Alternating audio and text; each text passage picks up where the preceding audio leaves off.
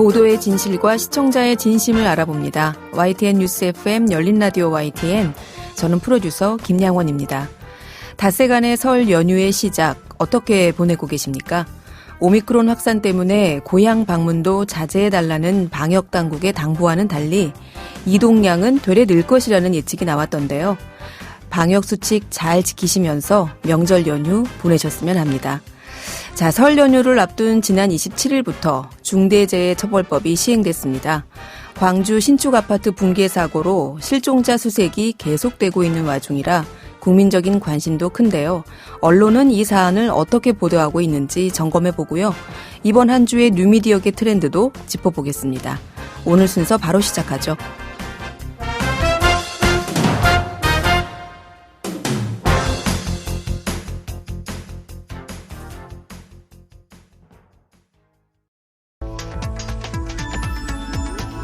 미디어가 전하는 이슈에 대한 다양한 분석과 팩트체크까지 바로 보고 뒤집어보고 꼭꼭 씹어보기 위한 미디어 비평 프로그램 열린 라디오 YTN.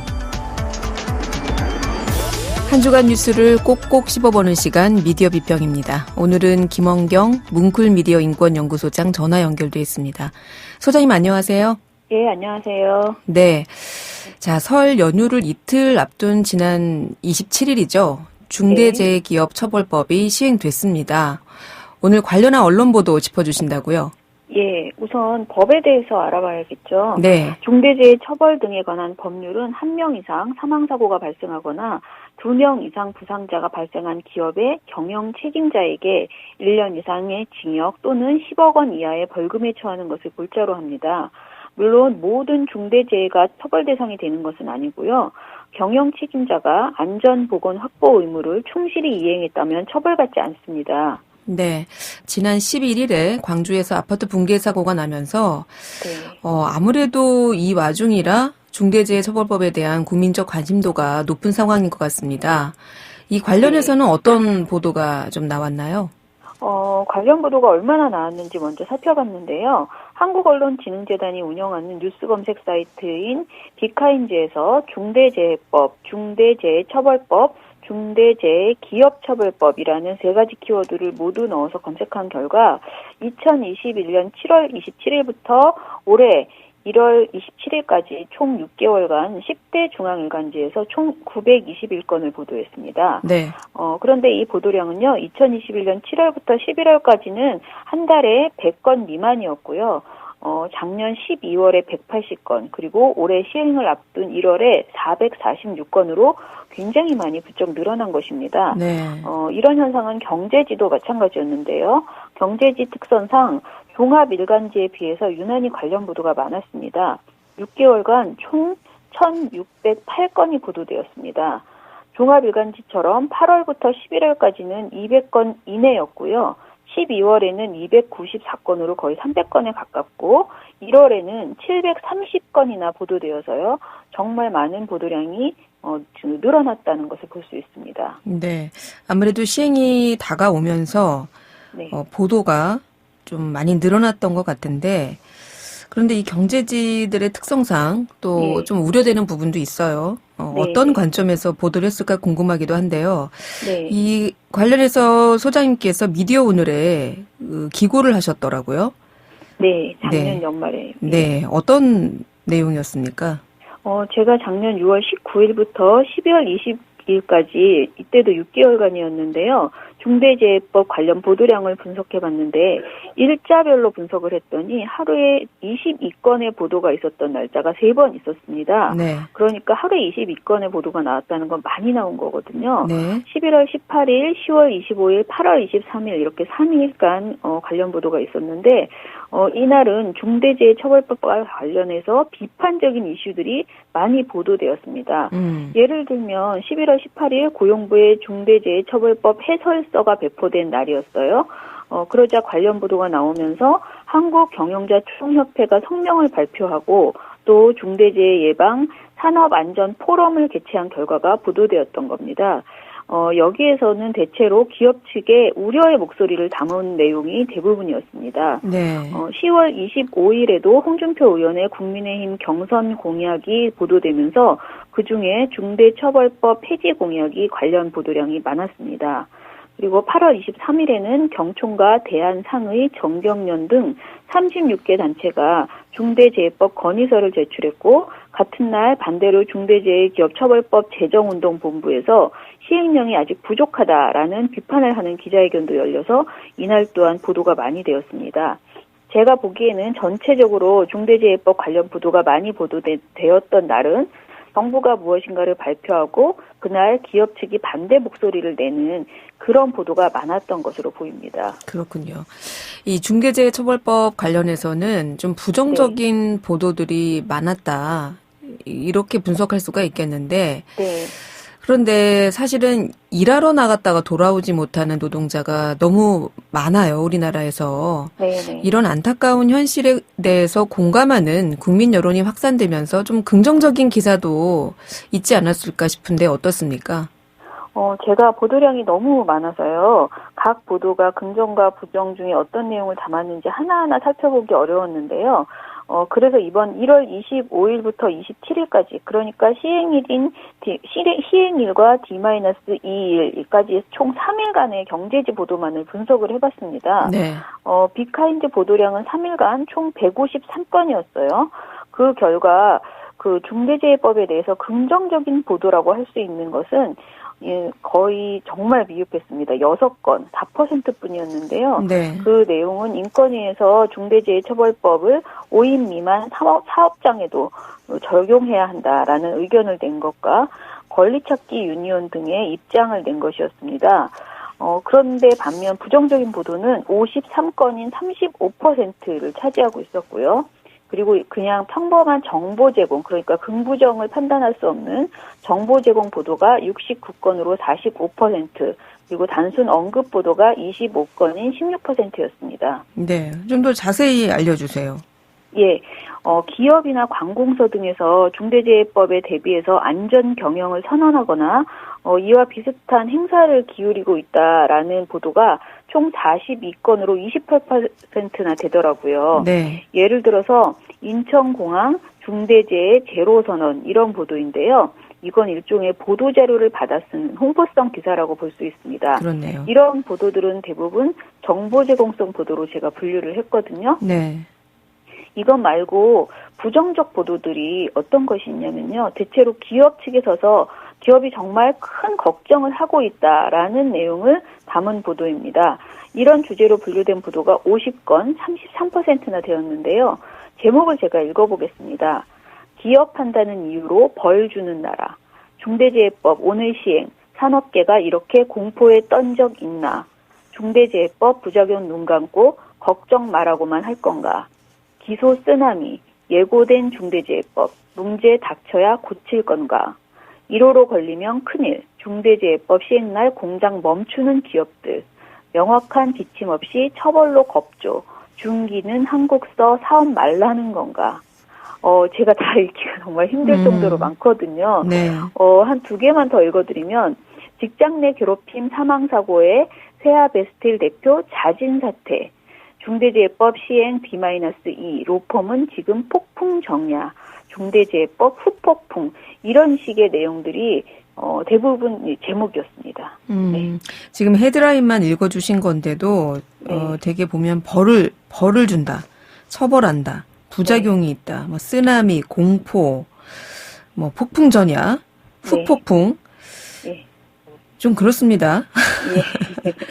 근데 사실 기업 입장에서는 이게 이제 엊그제부터 시행이 되면서 정말 이 처벌로 걸리는 1호 기업이 어디가 될 것인가 이런 분석들을 많이 하던데요. 네. 사실 1호가 되고 싶지 않은 기업 입장에서의 그 심정은 이해합니다만 저희가 작년 기준으로 해서 산재 사망자 수가 800명이 넘거든요. 연간. 네. 예, 그렇죠. 예. 그러면 하루로 계산하면 하루에 2명 이상이 그 노동자가 일터로 출근했다가 집으로 돌아가지 못한 거예요. 네. 근데 이런 상황에서 기업의 불편함과 우려만 부각되는 것은 좀 아쉬운데요. 예, 아쉽습니다.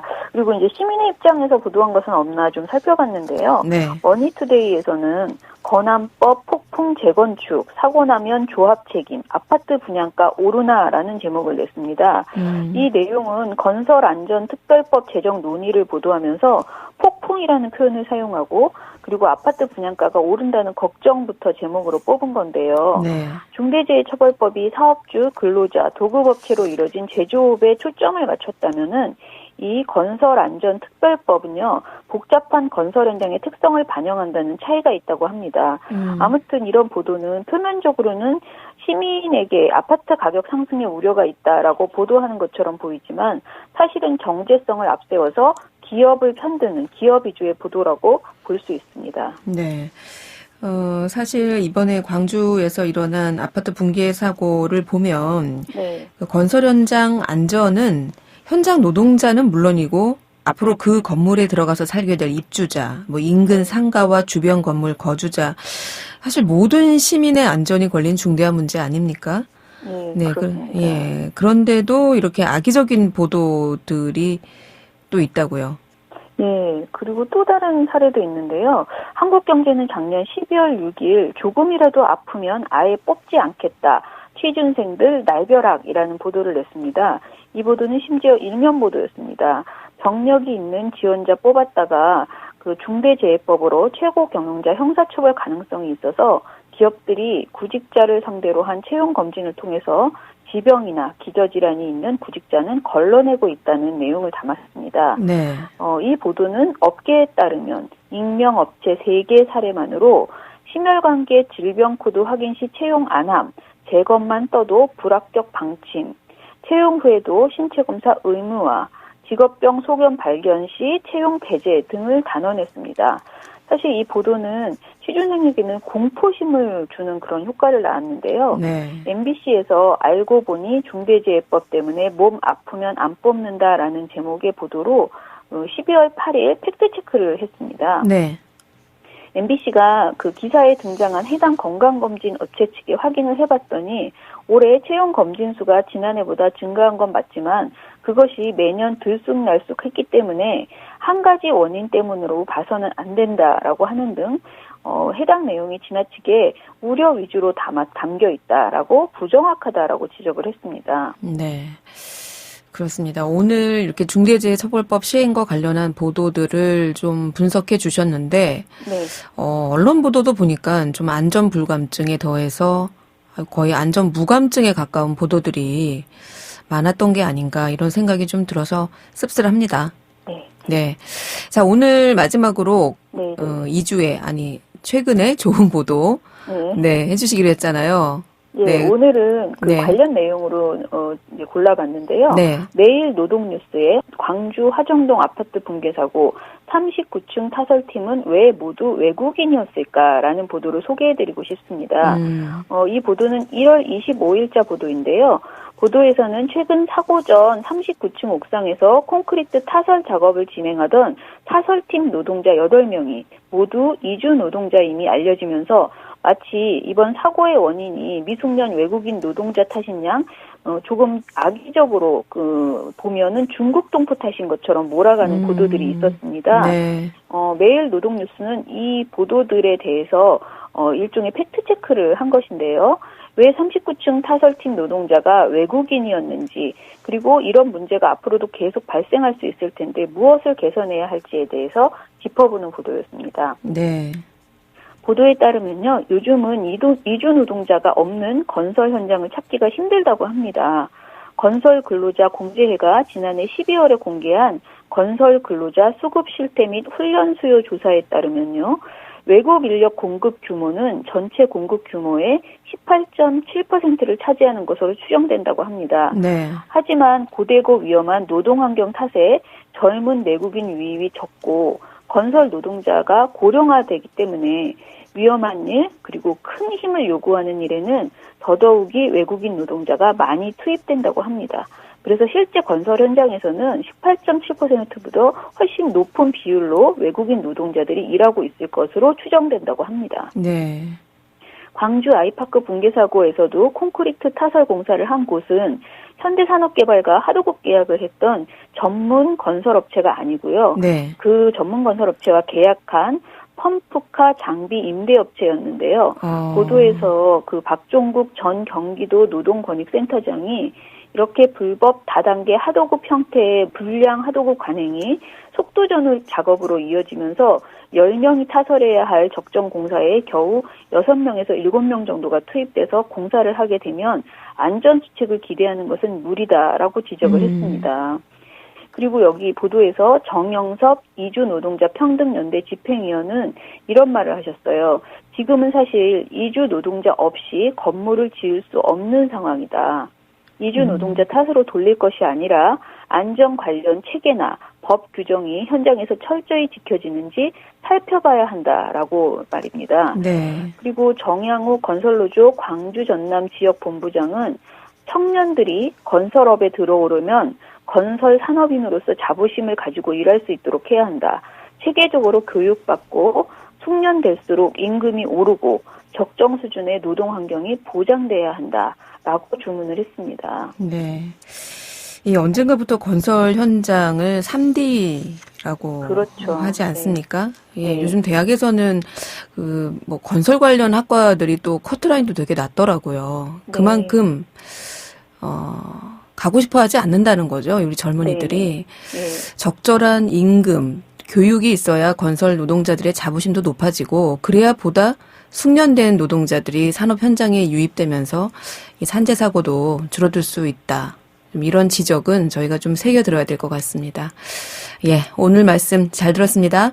예, 감사합니다. 네, 지금까지 김원경 뭉클미디어 인권연구소장이었습니다. 진실을 전합니다. 진심을 다합니다. 시청자 여러분의 목소리에 귀 기울이는 YTN 뉴스 FM 열린 라디오 YTN 토요일 저녁 8시 20분에 방송됩니다. 네, 이번에는 YTN 라디오 프로그램들을 모니터링하고 평가해 보겠습니다. 오늘은 박채린 시청자평가원 전화 연결돼 있습니다. 평가원님 안녕하세요. 네, 안녕하세요. 네, 이번 주에는 어떤 프로그램 모니터링 하셨습니까? 네, 이번 주엔 매주 평일 오전 10시 30분부터 11시 30분까지 방송하는 슬기로운 라디오 생활, 그리고 오후 5시 30분부터 7시 30분까지 방송하는 이종형의 뉴스들 정면 승부를 들었습니다.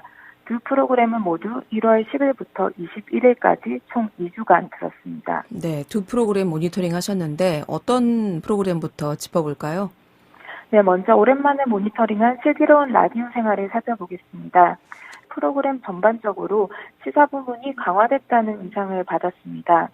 예를 들어 지난 모니터링 때는 패딩 세탁법을 알려주거나 자동차 관련 상담을 해주는 등 생활정보 프로그램 성격이 강했는데요. 지난 2주간은 오프닝에서부터 기업의 물적 분할 문제를 지적하거나 중대재해처벌법을 다루는 등 굵직한 뉴스를 언급했고, 이슈 인터뷰에서도 방송금지 가처분과 같이 대선 국면에서 논란이 된 이슈를 주제로 했습니다. 생활 정보는 아니지만 이러한 내용들 역시 시민생활과 밀접하다고 느꼈는데요. 이런 주제를 정치적 측면에서만 다룬 게 아니라 청취자에게 제도에 대해 쉽게 설명해주고 시민들이 이 제도를 어떻게 활용할 수 있는지라는 측면에서 살펴봤기 때문에 슬기로운 라디오 생활만의 시각으로 접근했다고 생각합니다. 네, 생활 정보를 주로 다루던 내용에서 시사적인 부분이 좀 강화된 것 같다. 이렇게 평가하셨고요. 자, 다른 코너들은 어떻게 들으셨습니까? 네, 예전에 있었던 반찬 토론이 사라지고 흑백 시사라는 코너가 새로 생겼습니다. 기획 의도를 살펴보면요. 흑백 논리로 싸우지 않고 흑백 논리가 어떻게 얽혀 있는지 풀어주고 어떤 관점으로 이슈를 보면 좋을지 짚어준다는 것입니다. 1월 13일 목요일 방송에선 여가부 폐지 논란을 다뤘고 21일 금요일 방송은 정치권에서도 이슈인 세대가 주제였습니다. 13일 목요일 방송은 기획 취지에 맞게 여가부 찬반 논란의 배경은 무엇이고 문제 해결에 필요한 관점은 무엇인지 짚었습니다. 시사 프로그램은 대개 여야 정치인이 나와서 정치적 대립으로 치닫다가 끝나는 경우가 많아서 문제를 해결하기 위한 진지한 고민은 늘 아쉬웠었는데요. 이날의 흑백 시사는 그러한 고민은 담겨 있는 것 같아서 유익하게 들었습니다. 반면 세대를 주제로 한 21일 금요일 방송은 세대별 특징을 설명하는 내용이라 대부분 새롭지 않았습니다. 또 세대로는 이미 사회에서 나름대로 정리된 것으로 흑백 논리를 딱히 발견할 수 없는 내용이었습니다.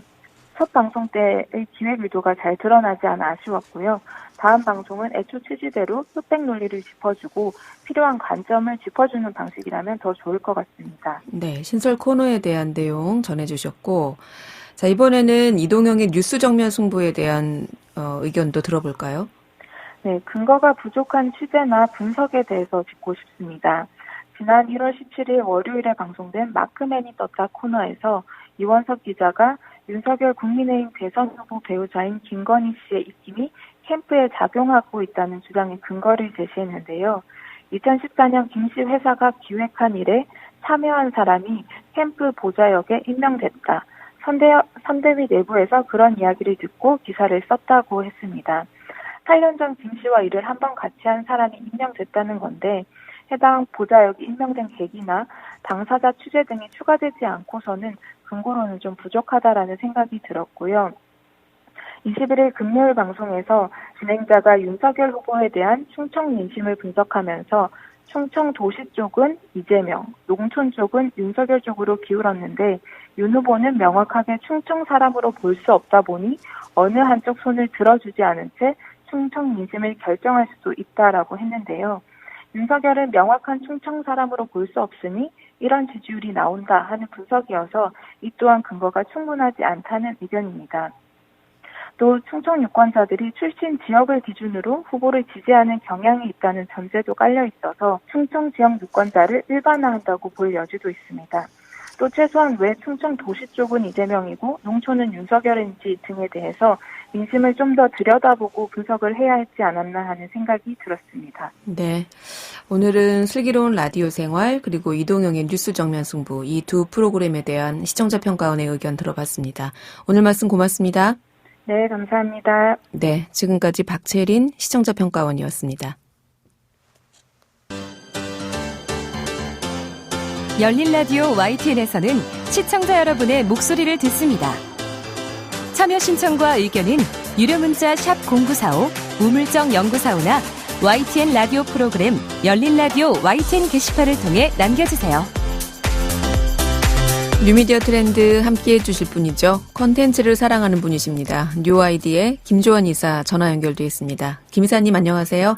안녕하세요. 네, 자 오늘은 이번 주 화제 영상부터 만나볼까요? 네, 벌써 시즌2가 진행되고 있는데요. JTBC에서 방송되고 있는 싱어게인2 영상의 화제입니다. 싱어게인2. 네. 지난번 시즌 1에서 이미 네. 뭐 이승윤, 이무진 이런 또 뭐 어떤 스타를 배출하지 않았습니까? 네. 그런데 이번에도 화제의 인물들이 있나 보죠? 대한민국에서 노래를 잘하는 사람도 이렇게 많은가라는 것들이 항상 지금 의문이 되고 있는 상황인데요. 예, 해도 네, 계속 나오세요. 네, 진짜 평생 해도 될 것 같다는 생각이 드는데, 네. 이무진 씨 같은 경우는 작년에 그 음원 시장을 거의 휩쓸기다시피 했거든요. 그랬죠. 네, 근데 이번엔 또 그런 만한 가수들이 나오고 있다는 거고요. 네. 일단 조회수 기준으로만 봐도 33호 가수, 그러니까 제야의 고수조에서 나온, 그리고 최연소 출연자이기도 한 찐무명조의 64호 가수 클립이 굉장히 화제입니다. 네. 특히 33호 가수 같은 경우는 처음에 인터뷰로 시작을 하잖아요, 방송 자체가. 그러면 네. 과연 노래를 할 수 있을까 싶을 정도로 굉장히 그 거친 목소리거든요. 네. 근데 노래를 부르기 시작하면 기존 원곡을 띄워놓는 뭔가 새롭게 들리면서 막 저 같은 경우는 사실 노래를 듣다가 눈물이 나기도 할 정도로. 요새 힘드세요? 예, 그거 따로 얘기하시죠. 네. 64호 같은 경우는 최연소 참가자인데도 불구하고 7080 바이브를 정말 제대로 살리고 있다. 그래서 최근에 마지막 경연에서 이제 최백호 씨의 노래를 부르기까지도 했는데, 네. 그러니까 어떻게 이런 감성을 몇 살이냐 다시 물어볼 정도로 이제 감성을 너무 잘 살려서 조회수로도 네. 굉장히 큰 화제를 일으키고 있습니다. 네, 조회수 얘기를 해보죠. 우리 뭐 요새는 뭐든 그 유튜브 조회수로 얘기하지 않습니까? 조회수가 맞습니다. 어떻길래? 처음에 부른 너무 아픈 사랑은 사랑이 아니었으면 33호 가수 노래 같은 경우는 네. 조회수가 900만 회를 넘었어요. 공개된 지 2달 정도밖에 안 됐는데, 네. 그리고 이 노래가 어떤 화제 때문에 듣는 것도 있지만 이제 결국 알고리즘이라고 하잖아요. 네. 이런 노래를 좋아하는 사람들한테 계속 공개가 되고 있어서 그러니까 다른 콘텐츠들도 조회수가 다 많은 게 아니라 특별히 그 싱어게인의 그 33호와 64호 노래 가수의 노래만 특히 이제 높다는 게 좀 특이한 거고요. 네. 특히 64호 가수 같은 경우 470만 회가 나왔는데 네. 70년대 노래인 그 여진 씨의 그 그리움만 쌓이네를 불렀는데 네. 그게 전혀 이제 그런 표정이라든지 이런 것들 심지어 BTS 팬이고요. 춤도 BTS 춤을 추기도 하고 할 정도로 굉장히 젊은 세대인데도 불구하고 노래를 부를 때 다른 사람이 되는 둘 다 특히 노래를 잘할 수 있을까 그러는데 놀랍게 하고 과연 이런 노래를 소화할 수 있을까 하는데 너무 잘 소화하는 네. 그래서 신사연들의 어떤 사랑을 독차지하고 있는 참가자들이 아닌가 생각하고 있습니다. 네. 저희 YTN 라디오 콘텐츠들이 참 10만 조회 넘기가 쉽지 않아요. 아무리 화제가 되는 대선 후보 관련된 내용들을 인터뷰해도 그런데 이렇게 12월 말에 공개된 콘텐츠인데 한 달 만에 지금 1월 말이니까요. 한 달 만에 900만, 막 470만 이러면은 야, 이거 정말 엄청난 조회수인데 저는 사실 이 싱어게인 2는 좀 내려놓고 있었거든요. 저도 그랬습니다. 근데 이제 설 연휴기도 하니까요. 설 연휴에 한번 다시 들어가서 어떤 도대체 영상이길래 이렇게 인기가 많은가 다시 한번 챙겨봐야 될 것 같습니다. 이 노래들이 다 이제 이른바 7080 노래들이잖아요. 그렇죠. 네, 김광석 씨 노래고 이 너무 아픈 사랑은 사랑이 아니었음을 다 저희 세대 노래인데 저희 세대들이 많이 보고 있는 것 같네요. 유튜브를 많이 이미 사용하고 있다는 건 어떻게 데이터로도 많이 나오고 있는데요. 네. 유튜브 선곡의 알고리즘에 대해서 다시 한번 또 얘기해 볼 기회를 가졌으면 하고요. 자, 다음은 2022년 새해에 미디어계에서 이걸 빼놓고 얘기하기는 힘들 것 같아요. 메타버스. 네. 진짜 저희 부모님께서 도대체 무슨 버스가 이렇게 유행하냐고 물어보시기도 했는데 어르신들은 아직도 그 세계관에 얘기하는 그 유니버스의 버스와 이제 버스를 구분하기는 어려울 것 같아요. 왜냐면 일단 이게 가상의 세계관을 나타내는 단어잖아요. 네. 네네. 자, 이미 미디어계의 새로운 시장으로 떠오른 이 메타버스. 올해에는 좀 본격적인 움직임이 있겠죠? 사실 이 메타버스를 제일 잘할 수 있는 회사는 이제 게임 회사입니다. 왜냐하면 이 메타버스가 어떻게 보면 게임이랑 크게 다르지가 않거든요. 그래서 뭐 넷마블이라든가 NC소프트라든가 펄어비스들도 이미 뛰어든 상태인데, 네.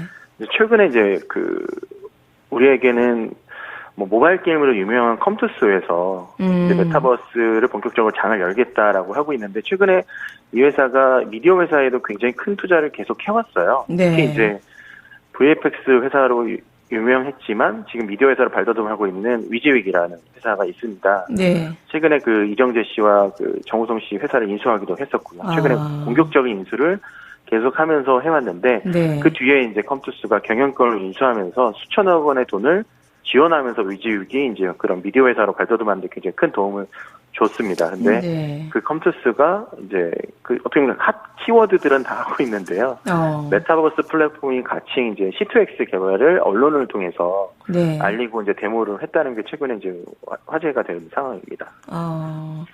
뭐 구체적으로 뭐 어떤 거를 하겠다는 거예요? 가상 세계를 완전히 똑같이 만들었는데 단순히 게임만 즐기는 게 아니라 네. 뭐 회사도 꾸며놨고요. 데모는 이제 회사에서 어떻게 일을 하고 있는지 메타버스상에서 비대면으로 집에서 혼자 일을 하는 경우들이 많잖아요. 그런데도 마치 집에서 일하는 게 아니라 회사에서 일하는 것 같은 환경을 꾸며준다든지 뭐 이제 회식을 할 수도 있고 동물도 키울 수 있고 뭐 영화나 공연 등을 가상 세계에서 뭐 볼 수도 있고 이런 것들을 다 꾸며놓은 상태고요. 정말로 뭐 그들이 얘기하는 부분들은 굉장히 더 큰 세계, 진짜로 완전한 현실 세계를 구축하겠다라고 네. 한 상태고요. 그래서 그게 정말 될 수 있을까? 뭐 데모랑 실제로 또 사용해보는 건 다를 수 있잖아요. 그래서 네. 그런 부분들을 관전한 거 지켜보는 게 관전 포인트가 아닌가 생각하고 있습니다. 네. 그런가 하면 그 국내 대기업 중 하나죠. CJ. CJ는 네. AI 연구센터를 설립한다고 하는데 이것도 확 와닿지가 않아요. 왜 CJ가 AI지? 이런 생각이 들거든요. 결국 AI라는 게 이제 많은 사람들이 할 일을 대체하는 게 아니라 네, 사람이 더 많은 일을 할 수 있게 만들기 위해서 AI가 돕는 거거든요. 네. 뭐 물론 이제 미디어 회사도 있지만 물류라든지 여러 가지들이 있는데 결국에는 이제 사람 때문에 생기는 이슈들을 줄이면서 이제 기계가 돕도록 만들고 네. 사람들은 더 많은 구상을 한다든지 어떤 뭐 큰 계획을 세운다든지 이런 것들을 할 수 있게 하려면 사실은 각각 분야에 맞는 AI 기술을 개발을 해야 됩니다. 네. 네, 그래서 뭐 이제 AI 통합 연구 개발 조직인 CJ AI 센터를 만들겠다고 하는 건데요. 네. 실제로 이제 뭐 4조 3천억 정도를 투자할 거라고 지금 얘기하고 있고 지금 뭐 AI 개발자분들이 들썩들썩 하는 부분들이 나오는 것 같습니다. 네. 근데 이게 사실은 국내 대기업 중에서 이렇게 독립된 인공지능 센터를 만드는 거, 이거는 좀 처음인 것 같은데요. 그리고 이제 뭐 계열사에 흩어져 있는 데이터들이 계속 나오는데, 좀 물류 같은 경우도 물류 데이터들이 계속 나오고, 콘텐츠에 관한 것, 그렇죠. 콘텐츠에 관한 것도 계속 데이터가 쌓일 거고요. 네. 그다음에 여러 가지 데이터들이 다 쌓이는데 이것들을 결국에 사람이 처리할 수 있는 양은 이제 넘어서는 거거든요. 사람은 그렇겠네요. 결국에 판단을 하는 역할인데 네. 데이터를 다 볼 수 없으니까 그걸 가지고 이제 AI를 통해서 결국 빅데이터부터 시작하는데요. 그거에서 네. 머신러닝을 통해 가지고 어떻게 뭐가 문제가 있는지 아니면 이제 어떤 게 더 투자하면 좋은 거가 생길지라는 부분들을 계속 디지털 전환 작업을 통해서 고도화하면 그런 것들이 나중에는 계속 말씀드렸지만 기존의 인력을 줄이는 게 아니라 지금 기존의 인력으로도 훨씬 더 많은 일을 할 수 있는 네. 구조를 만든다는 거기 때문에 뭐 최근에 뭐 여러 가지 이슈들이 있잖아요. 뭐 결국 사람 때문에 벌어지는 파업이라든지 이런 부분들이 그들이 있어서가 아니라 그들이 너무 힘들어서 생기는 부분들인데 네. AI를 통해서 그런 부분들을 좀 개선해 줄 수 있으면 좀 더 나은 업무 환경을 가질 수 있지 않을까라고 개인적으로 생각하고 있습니다. 그렇군요. 자, 또 한 가지 짚어볼 소식은요. 이 소셜 커머스라고 하죠. 그 대표 주자인데 우리나라에서는 쿠팡. 뭐 이미 저희가 OTT 플랫폼인 쿠팡 플레이 이야기는 여러 차례 했어요. 그런데 이게 거꾸로 동영상 플랫폼으로 알려져 있는 틱톡이 음식 배달을 시작한다고요? 3월부터 음식을 배달해주는 틱톡 키친을 시작하는데요. 여기 핵심은 이제 결국엔 공유 주방에서 시작을 하는 거라고 보실 수 있는데 네. 일단 미국에서 300개 지점을 열고요. 연말까지 1000개 이상으로 확대한다는데 이제 그 지점에서 요리를 이제 레시피를 받아가지고 요리를 해서 거길 통해서 이제 콘텐츠를 전달하는 건데 그 레시피를 비주얼적으로 보여주기에는 또 틱톡이라는 플랫폼이 워낙 또 효과적이기 때문에 지금 음식 앱에서 그 어떤 콘텐츠, 음식을 홍보하거나 이런 모든 일들이 지금 미국 MZ세대들한테 틱톡으로 다 이루어진다고 해도 과언이 아니거든요. 그러니까 이제, 이거 맛있겠다라고 했을 때 주문을 할 수 있고, 그것들을 이제 결국 주문하는 거는, 기존의 이제 지점에서 그 이제 레시피를 받아가지고 만들어가지고, 그걸 이제 유통하는 방식인데 좀 되게 독특한 것 같아요. 한국에서는 아직까지 이런 방식들을 현황 적은 없는데. 네. 아니, 보통은 본인들이 제일 잘할 수 있는 사업을 시작하잖아요. 네. 네. 근데 틱톡은 영상 공유 플랫폼 업체인데, 모든 걸 이렇게 아울러서 하는 게 참 쉽지는 않을 것 같은데요. 근데 결국에는 본인들이 하는 건 하나도 없어요. 보면 조리 업체는 버추얼 다이닝 컨셉트에서 하고, 그 다음에 이제 주문을 받고 배달하는 거는 그래퍼브에서 또 진행을 하고요. 이런 형태로, 이제 본인들은 결국에는 굉장히 큰 브릿지가 되는 거고요. 이런 것들을 이미 많이 거기서 보고 결정을 하다 보니까 네. 그 결정을 할 때 자기네 앱을 떠나지 말고 네. 여기서 사 이런 것들이 되는 거죠. 그래서 이제 결국 슈퍼 앱들은 점점 많은 서비스들을 자기가 품는 것들을 하고 있고요. 네. 그런 걸 통해서 더 많은 부가가치를 얻을 수 있기 때문에 네. 만약에 이게 꼭 요리에 한정되는 게 아니라 뭐 물건 구매라든지 이런 것들도 얼마든지 틱톡에서 보여줄 수 있다는 거를 선언한 거라고 보실 수 있을 것 같아요. 중국에서는 이건 뭐보다 더 훨씬 다양한 일들을 틱톡에서 벌어지고 있어요. 그 틱톡이 아니라 더윈이라고 하는 플랫폼에서 뭐 게임을 구매한다든지 게임을 한다든지 뭐 이런 예를 들면 이미 커머스로서도 중국에서 탑5 안에 들고 있고요. 그러니까 틱톡이라는 플랫폼에서 물건을 구매하는 게 이미 일상화가 돼 있습니다. 네. 국내 진출 가능성도 있을까요? 일단 공유 주방이라든지 이런 것들은 한국에서는 여러 시도가 있었지만 정착되어 있지는 않고요. 네. 근데 결국은 이제 미국에서 한 것처럼 기존 플랫폼들과 제휴를 해야 될 텐데, 네. 그러니까 어떤 방식으로 제휴를 할지 같은 방식으로는 들어오긴 어렵겠지만, 예를 들면 기존 배달 앱 서비스와 제휴를 한다든지, 아니면 큰 체인들, 예를 들면 이제 프랜차이즈들이 있잖아요. 네. 그 배달도 같이 할 수 있는 그런 데들과 이제 제휴를 통해서 할 수는 있지 않을까 생각을 하고 있습니다. 그렇군요. 식당까지 시작한 동영상 공유업체에 또 AI 연구에 본격적으로 뛰어든 대기업 소식까지 진짜 이제 업종 간 구분이 없어지는 거구나 이런 생각도 드네요. 제가 준비해야 될 소식들이 더 다양해지는 것 같아서 많이 힘드네요. 지난번에는 저희 대선 앞두고 정치평론을 하시더니 이번에는 또 식당 얘기서부터 시작해가지고 AI까지 플랫폼 업계의 또 하나의 단면이 아닌가 이런 생각이 듭니다. 예, 오늘 말씀 잘 들었습니다. 네, 감사합니다. 네, 지금까지 뉴아이디의 김조한 이사였습니다.